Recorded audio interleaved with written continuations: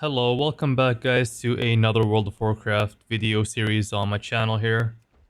It is another Zero to Hero Let's Play.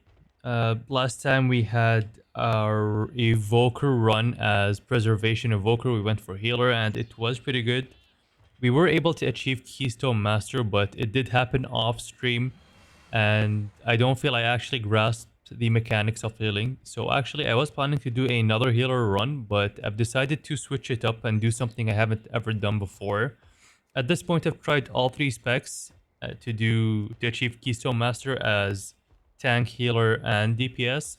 So I've tried experimenting with a new concept here, just trying to multi-spec on my Druid towards the end of Season 2, going for all different specs and having different trinkets and weapons as needed. And then moving on from there, trying to progress each key queuing up as all three roles, and it was pretty fun. But I'm actually trying to, and I guess what I'm trying to do now is basically play as all four specs, including Balance and Feral, and then trying to achieve Keystone Hero, not only Keystone Master.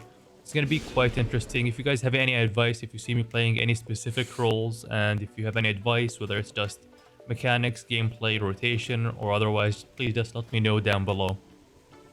First thing I did was I basically wanted to clear up all my backspace, which took about 30 minutes or so, just selling items and realizing many of the items I did pick up along the way just simply cannot be sold, so I just kept them around.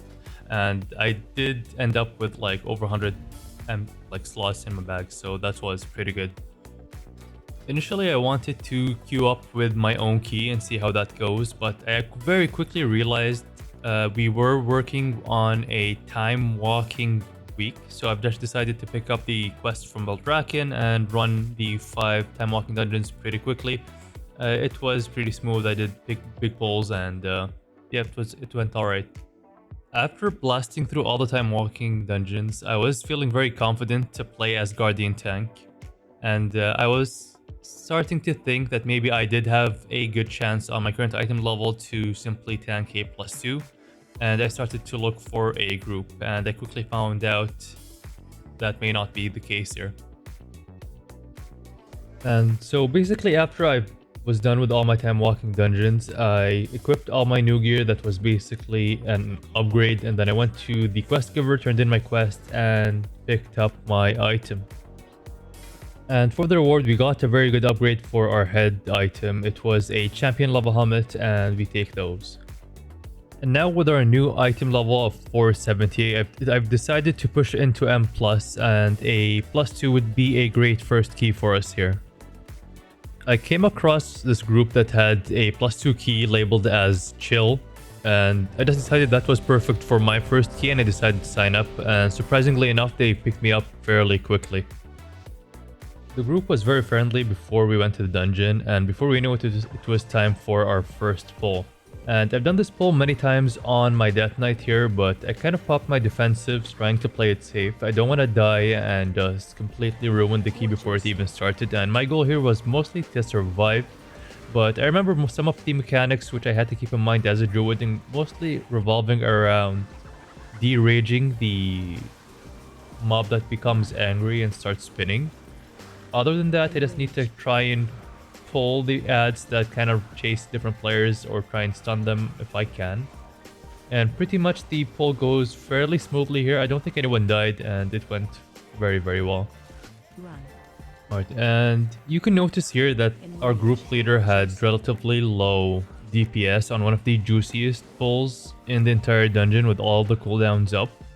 But since it was a chill key, it was my first key, I think it was fine. I truly believed we will, spoiler alert, we would time the dungeon, but you guys will see here. The first couple pulls in the dungeon went very well, and then once we got to this pull here, we were just doing it as normal. I decided, since we had a lot of interrupts, I decided to interrupt some of the normal spells, and hoping that some of the other players would get to the Hideous Scream, which gets us all into fear, but no, as is with a normal pug, no one kicked the Hideous Scream, so we ended up just moving into another group and pulling the other big pull as well. And I was about to die here. I did pop defensives on cooldown whenever they came back up, but we were able to survive in the end, and it worked out pretty well. After that pull, we moved on to the first boss here. We pulled normally, nothing happened. We did not bloodlust, we didn't really talk about it beforehand, but whenever the boss jumps and puts the bleeds on the different players, you can see here that we weren't at full health and we just lose the healer immediately. I decided to combat res as soon as I can, and then we see that we lost actually the monk, one of our top DPS players, the top DPS player. And then on the second time the boss jumps and bleeds all the different DPS, we just completely wipe to it. Which I'm pretty sure, you guys can correct me if I'm wrong, I think for the bleed to get over it, you just need to heal above 90% health to drop the bleed. I could be wrong here. And then after that, everyone just dies, and we go ahead and reset the fight for a second pull. We talk about it. Ned to burn, heal, and interrupt. When he goes after players, they will get a debuff.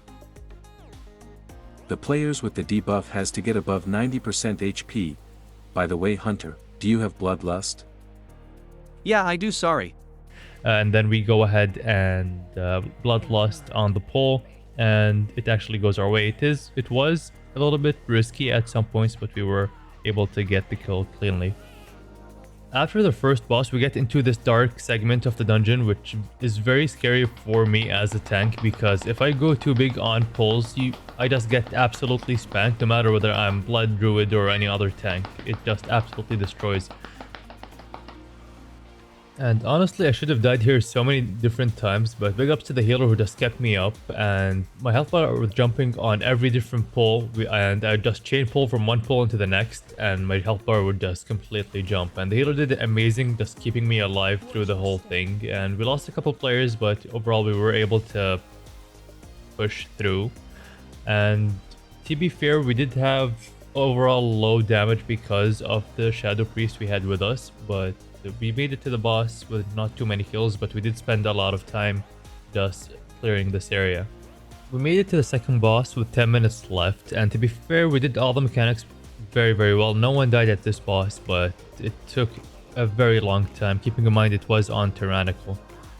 We did almost near perfect. It was pretty fun to just execute the mechanics well, and from there we just moved on to the third boss. 8 minutes left with 2 bosses. At this point, all hope was lost, but I kind of wanted to try and skip this hyena pull here, which is kind of dangerous. But as we end up going into the bears here, we look back and we just see the healer running in with his bubble butt pulling everything. And so we just used to, the cooldowns we were saving on using for the boss, we just pop them now here. And yeah, we had to use all our cooldowns to basically survive. It was quite hectic, but we eventually pulled through. And on this third boss here, we just, the DPS players just kept kiting the hyenas around, never taking them to any traps and just taking damage. We used one of our combat reses as well, and it took us a long time, but we eventually got the kill. And then we moved on into the packs. Afterwards went relatively smooth. I did butt pull one group, but beyond that we were fine. We made it to the final boss. We were over time and we did have some percentage left, but we've decided to just push the boss, and we did lose the healer relatively early into the fight, and we did end up wiping, and then we were kind of forced to do a quick reset. And so the thing with this boss is that the totem they spawn is always opposite to where they are positioned. And so as the tank, you do have an active role, I would say, in this dungeon here, where you just need to position the totems well enough to the point where they just continuously spawn opposite to where the boss is. And that would just have maximum uptime with the totem, so your allies can go kill down the totem without worrying about the AoE mechanic that's just slowly sweeping around the room. It was a rough first key, but that was now in the past. It was time to focus on our next key here, and I had the feeling this would go much better overall. And we were invited as a tank again into this +2 Algareth Academy group, and so we just head over immediately. Moving into this first big room, I do know the normal typical pulls just to go large and pull the entire room, maybe even lust it as well. But I wasn't really confident at this point in my item level and my defensive gameplay, and just to survive a big pull, so I was trying to segment the room either into halves or thirds.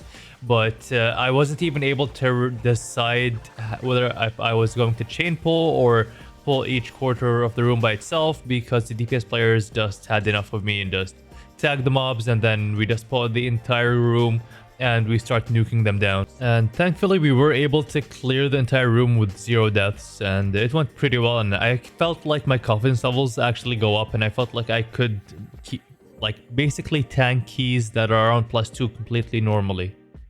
After clearing the room relatively quickly, I was fairly confident that this boss would go down quick.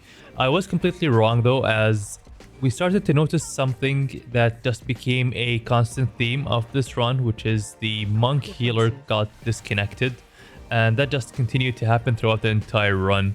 Thankfully though, we were able to kill the boss without much problems, and the monk healer did log back in before the fight was over. For the bird boss went uneventful. We did lose the healer to, I think, a frontal, but otherwise it was completely straightforward, no hard times, no difficulties. After the bird boss is where we actually met our challenge in the third boss. That was crazy. I'm not sure why, but we found this boss incredibly difficult on Tyrannical. We wiped multiple times, and I feel like we may have lost the key here if we wiped one more time.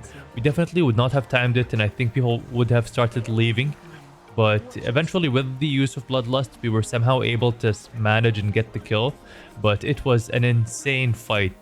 We did have one scary pull before the last boss, which is the one in the courtyard right outside where you pull, you go line of sight, and then you just CC and spank them down. We were able to do it. We didn't lose anyone there, I don't think. And then we moved on to the last boss. Now, I could tell that at our current key level for the last boss, the mechanics weren't going to one-shot us, but I feel like once you're at a +8, 9, and 10, maybe they would have. And I feel like I completely screwed the positioning of the boss to minimize the amount of concentration DPS players need to invest into avoiding the orbs. But overall, I think given our key level, we were able to do it. I'm not sure if the boss mechanics have changed. I do feel like at least visually they look different.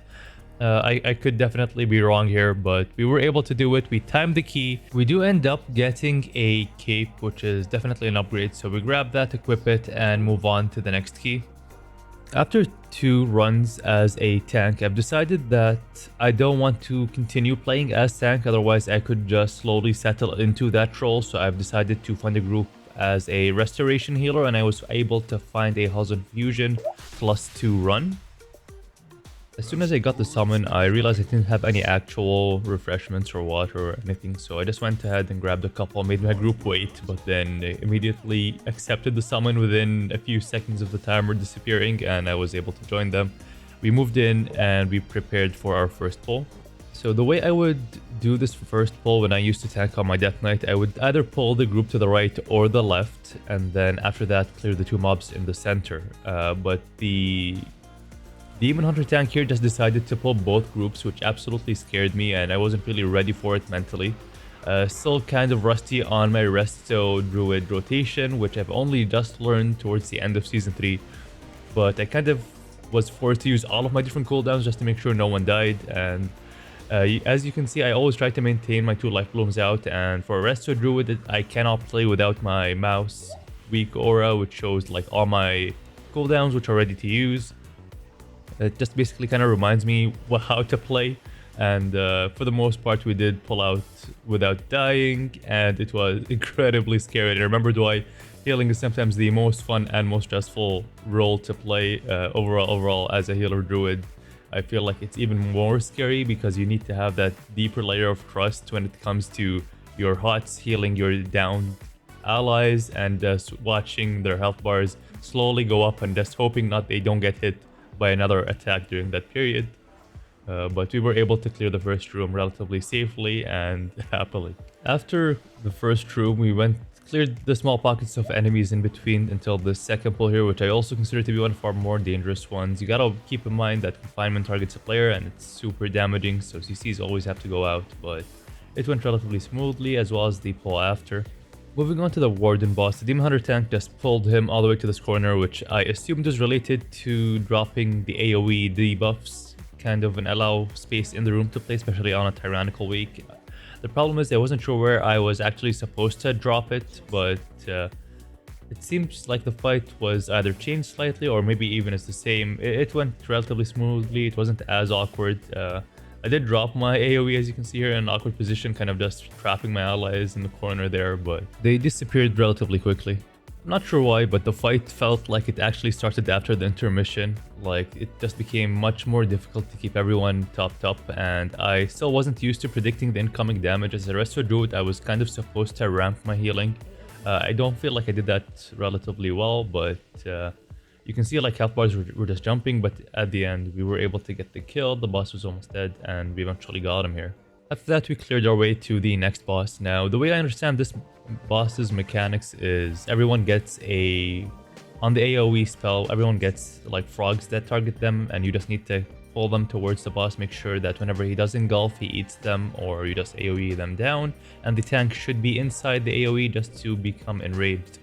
Now, I'm not sure what exactly happened. You can see I used my vortex there and try and keep as many adds in. Maybe the tank moved out and the tank needed to be inside, but the boss did get engulfed and enraged, and it just made the fight overall just way more difficult. And this just led to all the incoming spells to do way more damage, and we end up actually wiping on this boss, and we were able to do a quick reset and come back in. On our second pull, we decided to Bloodlust, and it goes relatively well. I was able to stay on top of the poison debuffs before 10 stacks, and I don't think anyone died here on the second pull. Now, I could be wrong. I do remember that this boss was specifically a pain in the butt for groups, especially on tyrannical weeks, which we were able to go through only using Bloodlust. I don't think without Bloodlust we would have been able to push that boss. So on this next pull, I don't think everyone knew the exact mechanics for this boss. You can see that one of the players baits the tornado into the ice cone thing, and that causes some raid-wide damage, and then they also die. Everyone survived the first hailstorm cast, but during the glacial surge cast, like we had two players just kind of challenge their boot quality and kind of just died to the icy floor there, and they died immediately. There was nothing really much I could do about it. They do recognize the error. I did have a combat res up. I'm not sure why I didn't res them. I don't know if it was an intentional call or I was just too zoomed in and focused on the boss fight. I just wanted to make sure no one died, but very quickly I realized I didn't have to heal the tank or the warrior. Like, most of the damage seems to be avoidable in this fight, so I just kind of tune in and just focus on DPSing here. We make our way to the last boss. The hallway leading to the boss room was slightly difficult, but I was able to keep up my de-enrages up whenever needed, and we were just able to clear it relatively easily. Now, for this boss, I've noticed that I am relying mostly on my peripheral vision to avoid the AoEs on the floor. I don't know if you guys have any recommendations where I should be looking at. Should I be switching between looking at my character's feet and then looking at the health bars, or I'm not really so sure. I just kind of rely keeping my eyes on the health bars and then just making sure my tank has a bunch of hearts up, and I just keep, you know, the peripheral side of my vision. Just if I see anything blue, I just sidestep sometimes, hopefully avoiding other areas that I shouldn't be stepping into, but that's basically how I do it here. And of course we don't get an item. I mean, it's just what we're used to when it comes to our luck in these M+ runs. And with that, we are done with day 1. We were able to achieve 2 within the time runs of +2, 1 overtime with an overall rating of 413 and an item level of 473, which is pretty good. And we have set ourselves nicely for day 2, where we have maybe able to join some keys easier with some rating on the board now. And if you watched the video this far, thank you so much. I do have one request to ask you guys if you enjoyed the video, which is not simply to like, comment, and do the normal things. My request to you guys is to give a chance to the previous Evoker run, just to check it out, even if for a few seconds. Do let me know if you prefer the current format where I just commentate over the gameplay, or would you guys prefer my live commentary like I normally do on streams and cut my highlights from there? Do check both. Let me know which do you prefer. I may change episode 2 and 3 beyond that depending on your feedback. Thank you guys so much, and I hope to see you guys soon. GG's.